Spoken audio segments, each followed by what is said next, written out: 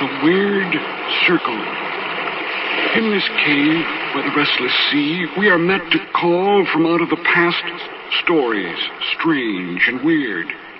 Bellkeeper, toll the bell, so that all may know we are gathered again in the weird circle.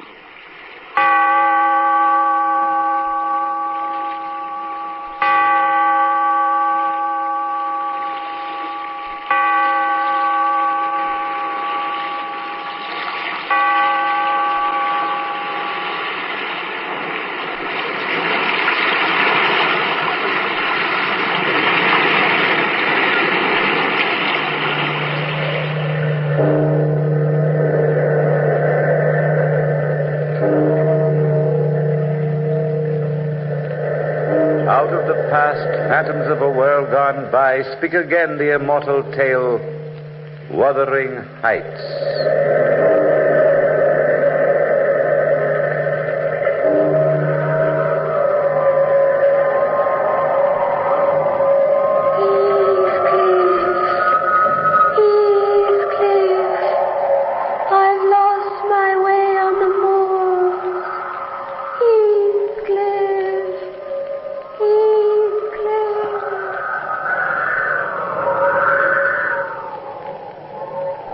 That night, walking in the blinding snow, I could swear I heard a voice in the wind. A high, lonesome voice, lamenting it was lost. The night was treacherous. I was numb with cold and cursed myself for having wandered so far on the moors. The air was like a million icicles pricking my face. It was hard to breathe. I turned and looked back. The snow had already hidden the road behind me. Panic and fear cut through me like a chill knife. I almost ran up the slope ahead. Then I stopped dead still and caught my breath. Against the gray horizon was a house set on a height, a shelter from the storm. I could think of nothing else. I ran toward the house and stumbled up the path to the door. Let me in! Let me in!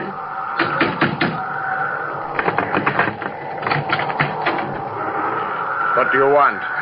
I've lost my way in the storm. I beg of you, sir, let me come in. We don't welcome strangers here. But I can't find my way back in the snow. Take the road you came. It's buried in drifts. Please, sir, I beg of you. I don't allow a man to inconvenience me if I can hinder it. This night I have no choice. Come in.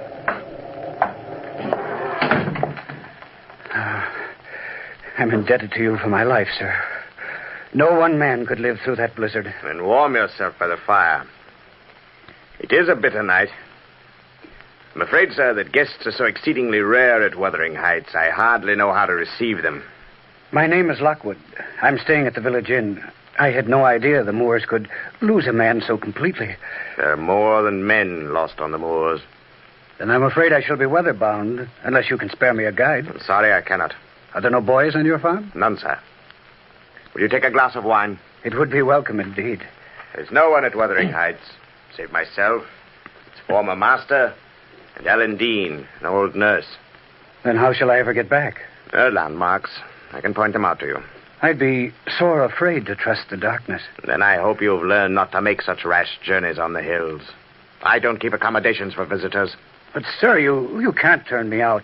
I'd be grateful if you'd only allow me to stay here by the fire. No, there's no need for that. I couldn't permit anyone the range of the place while I'm asleep. Ellen! Will you have some more wine, sir? Then you'll allow me to stay? Till morning. And you can find your way alone. Yes, Mr. Heathcliff. Come in, Ellen, come in. This man is Mr. Lockwood. He's lost his way. We'll let him stay the night here. Yes, sir. Take your glass, sir. Wine helps take the chill from your bones. Light a fire for Mr. Lockwood, Ellen. I will, sir. Good night, then. Good night, Mr. Heathcliff. I'm grateful indeed. This way, sir. Up the stairs. The room was dusty and cold, and I stood for a time on the hearth warming myself. A naked branch of a frozen tree scraped against the window pane. I felt as if there were eyes somewhere in the dark corners of the chilly room, watching and waiting for some sign or hidden word unknown to me. Then I saw those dusty volumes on the window ledge, and 3 names scratched in the wood. Catherine Earnshaw, Catherine Heathcliff, Catherine Linton. One of the books was a musty testament written in a small feminine hand. I sat down on the bed, turning the diary to the candlelight, and began to read. It was Catherine Earnshaw's book. "Today's my birthday," she had written. "The saddest day of all. 17. Just imagine. And how little did I dream the world could be so full of tears. Let me tell you how the sadness came. Heathcliff and I were on the moors today, laughing and singing all the while, till suddenly night began to creep out of the east. We ran over the hills toward home. Aye, and a wild slip of a girl you are, Kathy. And, Father, there were at least a dozen rabbits in the goose bushes. Think how many we could bring home if you'd only let Heathcliff have a gun. Whatever will we do with her? I think she means no harm, Mr. Earnshaw. Oh, I'm an old man, Kathy. When I'm gone, it's your brother Hindley who'll be master of Wuthering Heights. Heathcliff, is that you who are sitting so sullen on the hearth? I'm Mr. Earnshaw. It is only the thought of you being ill that makes me sullen. Come here, my lad, beside my chair. What a ruffian you are. As wild as the wildest day on the moors. Have you grown fond of Wuthering Heights? Why, Mr. Earnshaw, I have that. Do you recollect when I found you, a dirty imp, frightened and homeless, on the Liverpool streets? I was so little, sir. I remember little, too. Well, I recollect when I brought you home, and the chore you were, snarling and clawing like a little beast. Now you're a big lad. And I'm thinking it's the truth, Ellen tells me. You're very much fond of our Kathy. We understand one another, sir. Our natures are akin. Aye, Father, they are. Like two peas in a pod, I'm thinking. Well, 'tis good. 'Tis a curious world I'm leaving, but for a better one. Eh, Ellen? Oh, sir. Aye, for a better one. Sing me a little tune, Kathy. Sing your old father to sleep. And put your head back like a good man. There.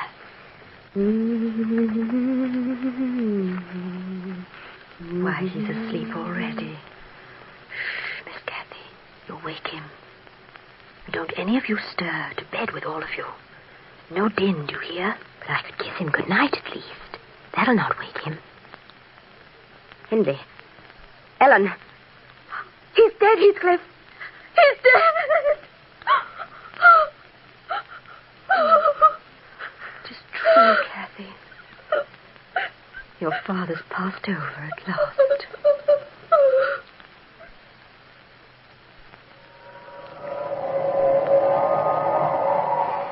Heathcliff cried tonight till I thought his heart would break. And now my brother Hindley says he's not to eat at table with us anymore. That Heathcliff and I shan't walk on the moors again. And he threatens to turn him out of the house if we break his orders. For Hindley now asserts his mastery of Wuthering Heights. Oh, poor father, would you hear of such an outrageous thing? But we shall be happy in spite of Hindley. And when the days pass into weeks, we'll both outgrow the sadness. Come on, Kathy! Come on! Heathcliff, wait for me. I can't run over the moors as fast as you. Then come on, else I will leave you behind. Well, where are you going? We're so far from home. Never you mind. Curiosity killed a cat, remember? Oh, you and your silly sayings. Here, give me your hand. Let's walk a little. We've been running for hours. Heathcliff. Oh, look at me. Why, you're crying. It's only the wind. No, it's not the wind. Oh, I know. I've seen the hurt in your eyes all these weeks, ever since Father died. It's not hurt, you see, Kathy. I'm trying to settle how I shall pay Hindley back. I don't care how long I wait if I can do it at last. Oh, my darling. Hold me close to you. Can't we just run away somewhere? Far away where nobody will ever harm us. You're such a silly Kathy. Do you really love me so much? More than you'll ever know. More than I could ever say. Then nothing can harm us. Come on now. It's already getting dark. Is this place, whatever it is very far? Just yonder at the top of the hill, you'll see. Oh, you're so mean, not teasing me. Making me wait like this. Well, you don't have to wait longer. Look. There. The wall about it. It's a house. Oh, a beautiful house. Whoever lives in it, Heathcliff? The Lintons. Then it's Thrushcross Grange. See that window with the flowers just underneath? Yes. That's the drawing room.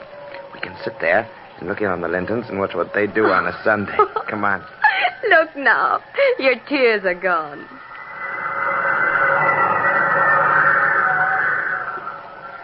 Oh, but it's beautiful, Heathcliff. It really is beautiful. Not so loud, Kathy. They'll hear. Oh, look, there's Isabella and Edgar. Aren't they silly looking? Right. All done up in their satins and lace, looking as if they could die with boredom. Aye. And I wouldn't change places with Edgar even if the privilege of painting Wuthering Heights with Hindley's blood came with it. Edgar, look! There's a face at the window! She saw you, Kathy. Come on, we'll have to run for it. But Heathcliff, wait! The dog, they've set the dog loose! Come on, we can beat him to the moor. Get him, Skulker, get him! Heathcliff, run! The dog, he holds Let her go. Let her go. The dog's got one of them. Keep first, Skulker, keep first. Pull off your blouse and cur. Why, it's a girl, Papa. So it is. Skulker, get back there. Get back. The rascals know that yesterday was your rent day. They'd come to murder us. Shut up, both of you. Skulker, get back and stay back. Yeah, you're all right. My ankle's torn. Let me see, Miss Earnshaw. No, it is a bad bite. Miss Earnshaw. Catherine Earnshaw. Oh, nonsense. And Earnshaw scouring the moors with a gypsy. Edgar, take her up and into the house. We'll have to dress the wound. You. Who are you? None of your business, Mr. Linton. And you'll not lay a hand on her. Why, you insolent Kathy, rogue. I'll take you home. No, Heathcliff, I can't walk. Heathcliff, is it? Well, so you're the lad my late neighbor adopted. He's a frightful thing, Papa. Unfit for a decent house. Aye, and that's the truth. Now get going, lad. And tell Miss Earnshaw's brother we'll keep her here till she's able to come home. Do as he says, Heathcliff. Please. You heard what Miss Earnshaw said. Get a move on. Kathy, I'll come back. Goodbye. I'll fetch you home when you're well again.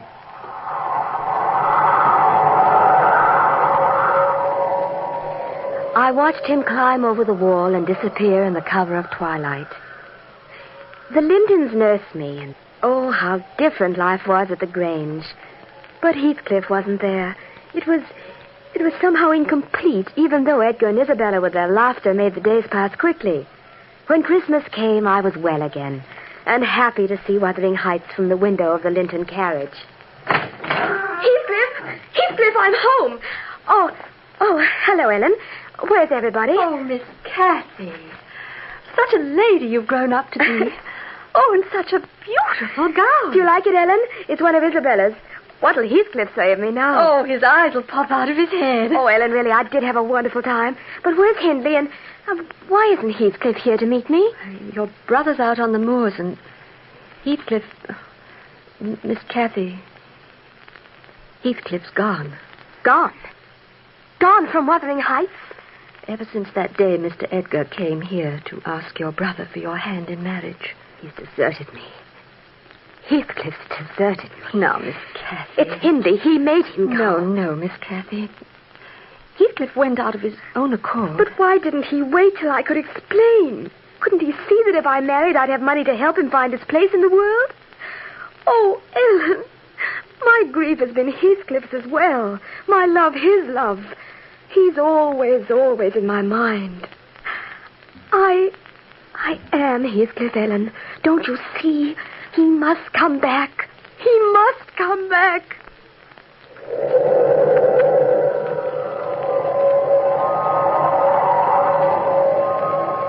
Weeks and months passed. I waited and hoped. He didn't come back. Then one summer day, after old Mr. Linton died, Edgar and I were married, and Ellen came to live at the Grange. One night, Edgar and I were sitting with Isabella in the parlor when Ellen came in. Yes, Ellen, what is it? Oh, Miss Kathy, there's a man from the valley to see you.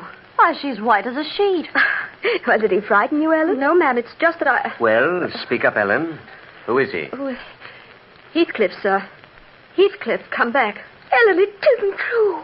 Oh, Edgar, Heathcliff, come back. He's come back. Oh, look, do bid him step up, Ellen, quickly. Oh, really, Catherine? Oh, I know you didn't like him, Edgar, but for my sake, be friends with him now. Why, he's nothing more than a runaway servant, Catherine. Oh, I know what you think, Isabella, but you like him when you know him better, really, believe me. Mr. Heathcliff, in here, sir. Oh, Heathcliff. Oh, Heathcliff, you've come back at last. Welcome to the Grange. Cathy. And a more beautiful Cathy there never was. I shall think it a dream tomorrow. Do you remember Edgar and Isabella Heathcliff? How do you do? How do you do? Where are you staying, sir? At Gimmerton? No. At Wuthering Heights. Cathy's brother, Hindley, invited me when I called this morning. Oh, it's so wonderful to have you home. I thought we might have walks together someday soon, Cathy, and see the moors again. But of course we shall go walking. Now that summer's here and now that you're here again. Perhaps Mr. Heathcliff will also show us the darkest and most dangerous corners of the moors. I'm afraid I'm as ignorant of them as Edgar is. The pleasure will be all mine, Mrs. The world was right again, and my heart sang. Heathcliff was home, a tall, splendid man. But behind his dark eyes was the boy I'd known before. We walked on the hills, we laughed, and, I was happy again. But as the days passed, Isabella grew cross and fretful, and I knew she'd fallen in love. It's only your harshness, Cathy, that makes me unhappy. But how can you say that, Isabella? When have I ever been harsh with you? Yesterday. And now. Yesterday? When? In our walk on the moor. You told me to ramble where I pleased while you went along with Mr. Heathcliff. Well, is that your notion of harshness? I really didn't care whether you walked with us or not. You didn't want me, Cathy, because you knew I liked being there. With Heathcliff, you mean? Yes. But you want nobody to be loved except yourself. Isabella. Well, you don't believe that. I love him more than ever you could. And Heathcliff might love me, too, if you'd only let him. Oh, I wouldn't be you for a kingdom, then. Do you know what Heathcliff is? He's a rogue. Wild and cruel and strong. He stops at nothing. And you know what he's doing now, this minute? He's doing what he always swore to do. Ruin Hindley Earnshaw. I don't believe you. You're selfish. You're jealous of me. Here, what's going on between you two? I love him. You hear that, Edgar? And I don't care if you do know it. I love Heathcliff more than Catherine ever loved you. Isabella, stop it. You don't know what you're saying. I know what I'm saying well enough. You're both against me. Isabella, stop this hysterical talk and go to your room. All right, Edgar. I'll go. But what will you think when I say it's the last order I'll take from the master of Thrushcross Grange? Cathy, what on earth's the matter? What does she mean? I don't know, Edgar. I don't know. Well, I do. It's that Heathcliff. He's poisoned her mind. Edgar, don't talk. Call Ellen. I feel ill. But Cathy... Edgar, let's hear no more about it. Edgar, I can scarcely stand. Cathy. Ellen, come quickly. Miss Cathy has fainted.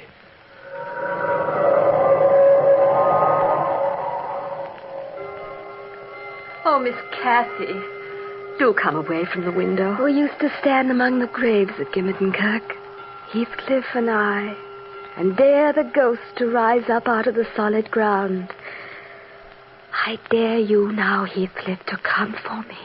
I'll not rest till you're here. Miss Cathy, the doctor said you should be in bed. Oh, Ellen, what'll I do?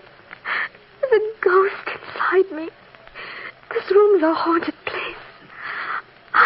I'm afraid of being alone. There, Miss Cathy. Come to bed. Look, see how weak you are? In a little while, you'll be well and strong again.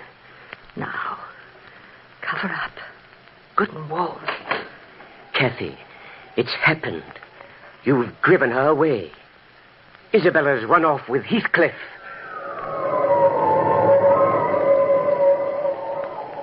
Listen to that wind, Ellen. Has winter come so soon? Hi, Miss Cathy. You've been in bed a long time, remember? Will I ever be well again? Now, how could you help it when you've got as good a nurse as I? If I tell you something, Miss Cathy, will you promise to lie quite still and not become excited? Ellen, you've heard. Now, promise Oh, first. yes, I promise. Well, 3 days ago, I received a note from Miss Isabella. Oh, it made my heart weak to read it. They've returned to Wuthering Heights, and she's unhappy and afraid. Heathcliff doesn't love her, she says. Oh, he married only for spite. Does Edgar know all this? No, Miss Cathy, and he mustn't since he's disowned his sister. Somehow, I knew Heathcliff was back at the Heights. I could feel he was there. Yes, I saw him today. Today? Oh, Ellen. He wants to see you. He wants to see me, Ellen. It's the most important thing in the world. He wants to see me again. Oh, but please, Miss Cathy, for your own sake, don't. No good can come of it, believe me. He's a man without a soul. And poor Hindley. Heathcliff's made a gambler and a drunkard out of him. He's taken Wuthering Heights when he's very old. Will Heathcliff come tonight, Ellen? What time? How will I know? Look at me, how thin and how ugly I am. Oh, you were never more beautiful, Miss Cathy. Are you so bent on seeing him? Yes, I must. Well, he'll come to the garden tonight after 10 o'clock. 10 o'clock? Oh, there's so little time, Ellen. Help me out of bed. I must get ready to see him. But he's coming here. He knows you're ill. But I'm not ill any longer. You'll see how well I am when I walk down to the garden to meet him. And now he's coming to the garden. I knew you'd come back, Heathcliff, someday. Back to me. What matter is anything now, except that you're coming to the garden to see me again. But I must close my book, put it away before the clock strikes 10. Silly words I have written. What do they mean? There was never a way of telling what's in my heart. The diary ended, and I closed the book. The gloomy room had grown chill again, for the fire had burned itself out. And over Wuthering Heights, the wind of the blizzard sang. I pulled down the covers of the bed. The frozen branch of the tree scraped on the window glass. I went to the window and pulled it up. Cold wind dashed in upon me. I reached out, groping for the twig. Then my blood froze. Instead of the branch, my fingers closed over a small, ice-cold hand. I tried to draw back my arm, but the hand clung to it, and a voice came out of the wind. Let me in. Let me in. I've come home. I lost my way on the moor. Heathcliff, let me in. Heathcliff! Heathcliff! Heathcliff! Confound you, Mr. Lockwood. What is the matter? A hand on the sill, and a voice entreating me to let her in. Mr. Heathcliff, it's your Catherine, out on the moors. Are you mad? She's been dead 20 years. Then she's come back from the grave. I tell you, I touched her hand. What is this din in the night, Mr. Heathcliff? What's happened? Cathy, on the moors. I must find her. I must bring her back. Mr. Heathcliff, wait a moment. Stop him, Mr. Lockwood. Don't let him go. He'll not stay out in the blizzard long. Never fear. But, Ellen, tell me the rest of the story. What happened that night when Heathcliff called at the Grange? You've been reading her diary, then? So long ago it was, Mr. Lockwood, that unhappy night. But tell me. Well, I begged Miss Cathy not to move from her bed. But her eyes shone. There was no stopping her. Heathcliff was waiting in the garden at the stroke of 10, and I opened the side door for Miss Cathy to go out in the winter air. They looked at each other without saying a word. A gust of icy wind blew up. I was afraid for Cathy. I shouted to her. Miss Cathy, you must come inside. You're not well. I don't care, Ellen. Let me stay. Cathy, she's right. You must go. The wind's cold. I'll wait by your window. No, Heathcliff. I want to stay here. Miss Cathy, please. I'll never go. Never again. When I'm dead, Heathcliff, will you forsake me? Cathy, don't speak of dying. Cathy. Miss Cathy. Oh, bring her in, sir. She's fainted. I'll never forsake you, Cathy. No, Ellen. She's not fainted. Call Edgar. Tell him Cathy is dead. So we buried her on the moors in a lonesome spot where she'd often wandered. And Mr. Heathcliff came back to the Heights. And so the years have passed. Now, sir, you know, and I can wait no longer. Please go with me to fetch him out of the storm. But, Miss Isabella, what happened to her? Oh, she went back to the Grange soon after Miss Cathy died. And Hindley? He's still here at the Heights, though he seldom comes out of his room. Will you go with me now, sir? Yes, Ellen. Lead the way. The snow is beginning to stop, sir. We've wandered so far from the heights, Ellen. We'd better go back. Oh, but the dawn is coming.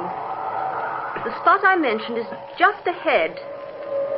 Look, there on the slope. It's a cross. There's something half buried in the drifts. Miss Cathy's grave, Mr. Lockwood. But what's that lying over it? Oh, he didn't know where else to look on the moors except in the spot where she lies. Then it's Heathcliff, frozen in the snow. Aye, Mr. Lockwood. Come. We can go back to the heights. He's found her at last. As we trudged back to Wuthering Heights, the snow slackened, and there was nothing but the bleak house there on the hill, and beyond it a wide and gloomy sky. As we approached the gate, I looked up and saw two birds taking flight from one of the eaves, and they flew together through the snow-dusted air, and we stood and watched until they disappeared into the gray horizon of the morning.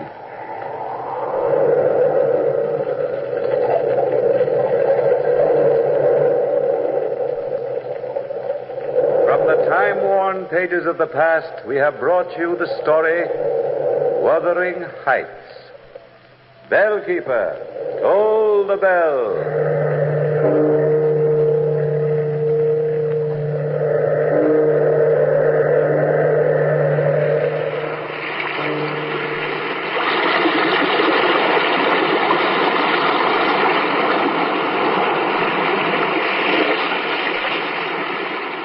From the time-worn pages of the past, we have heard another immortal tale in The Weird Circle. Bellkeeper, toll the bell.